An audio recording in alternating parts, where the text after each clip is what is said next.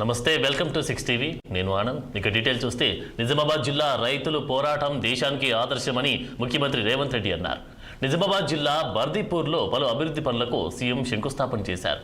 నిజామాబాద్లోని వ్యవసాయ తెలంగాణకే కాదు దేశానికి ఆదర్శమన్నారు.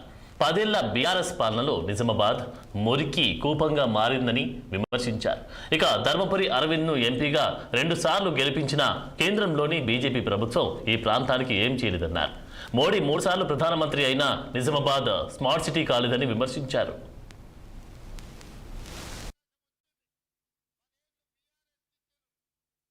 చాలా దగ్గరలో 99% రాష్ట్రంలో బీఆర్ఎస్ వాళ్ళే మున్సిపల్లో కౌన్సిలర్లు, కార్పొరేటర్లు, చైర్మన్లు, మేయర్లుగా ఉండడంతో మనం నిధులు ఇచ్చిన అభివృద్ధి కార్యక్రమాలు ముందుకు సాగలేదు.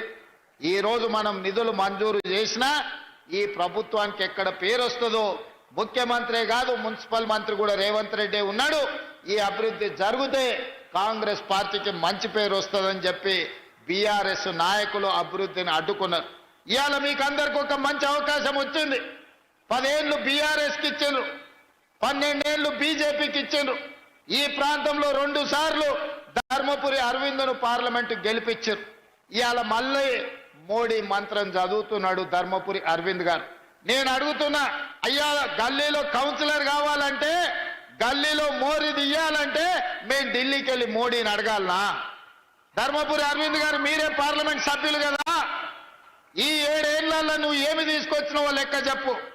మిమ్మల్ని 2 సార్లు ఎంపీగా గెలిపిస్తే మోడీ గారి దగ్గర నీకు చాలా పరపతి ఉందంటావు కదా, మరి మోడీ గారి దగ్గర పరపతి ఉంటే ఎందుకు మీరు స్మార్ట్ సిటీ కింద నిజామాబాద్ను తీసుకురాలేకపోయినరు? 95 సంవత్సరాల మున్సిపాలిటీకి ఒక స్మార్ట్ సిటీగా మీరు మోడీ దగ్గర సాధించలేకపోయినరు. మీ పరపతి ఉపయోగపడలేదంటే మళ్ళీ కార్పొరేటర్లుగా బీజేపీ వాళ్ళని ఎందుకు గెలిపించాలి అని చెప్పి ఈరోజు ధర్మపురి అరవింద్ గారిని నేను అడుగుతున్నా. ఇలా మీరే ప్రభుత్వం, మీరే ప్రధానమంత్రి, మీరే పార్లమెంట్ సభ్యులు, మీ సోదరుడు బండి సంజయ్ కేంద్ర మంత్రి, మీ నాయకుడు కిషన్ రెడ్డి గారి కేంద్ర మంత్రి, ఎందుకు తెలంగాణకు